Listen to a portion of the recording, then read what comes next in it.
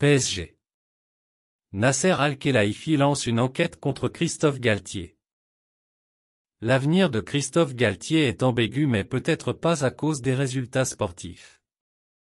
Avec déjà 8 défaites au compteur en 2023, des performances en chute libre en championnat, dont le club est toujours leader, une élimination en Coupe de France et en Ligue des Champions. Les accusations faites par Julien Fournier, ancien directeur sportif de Nice, révélées sur RMC, risquent pourtant de sceller son sort.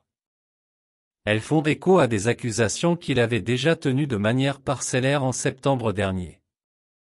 Ce dernier relate dans un mail transmis à Dave Brailsford, directeur du football d'Ineos, le contenu d'une conversation tenue la saison dernière avec l'agent et fils adoptif de Galtier, John Vlahovic Galtier. Des propos que confirmait l'entraîneur niçois d'alors. Il m'a dit, hier soir, je suis allé au restaurant et tout le monde m'est tombé dessus en disant que nous avons une équipe de noirs. Julien, tu dois réaliser dans quelle ville nous sommes dans la ville de Jacques Médecin, ancien maire de Nice, note de la rédaction, et notre équipe ne correspond pas à ce que veulent les gens, comme elle ne me correspond pas, basant ses remarques sur les critères religieux et de couleur de peau.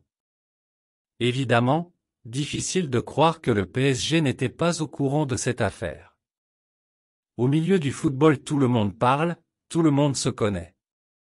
Il n'empêche qu'à croire le club de la capitale, dans une information relatée par RMC, on découvre ce dossier à Doha, d'où Nasser Al-Khelaifi suit les événements depuis hier soir. Une enquête est menée par l'entourage du président que un DE a déclaré. S'il l'avait su, jamais Galtier n'aurait pu signer au PSG, impossible.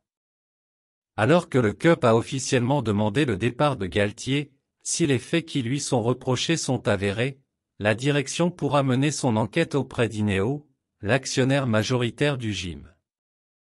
Les deux directions entretiennent de bonnes relations même si elles sont en concurrence sur le rachat de Manchester United. La première réaction publique de Christophe Galtier sera également très attendue. Le technicien de 56 ans doit tenir une conférence de presse d'avant-match de PSG contre Lens. Elle risque d'être incandescente.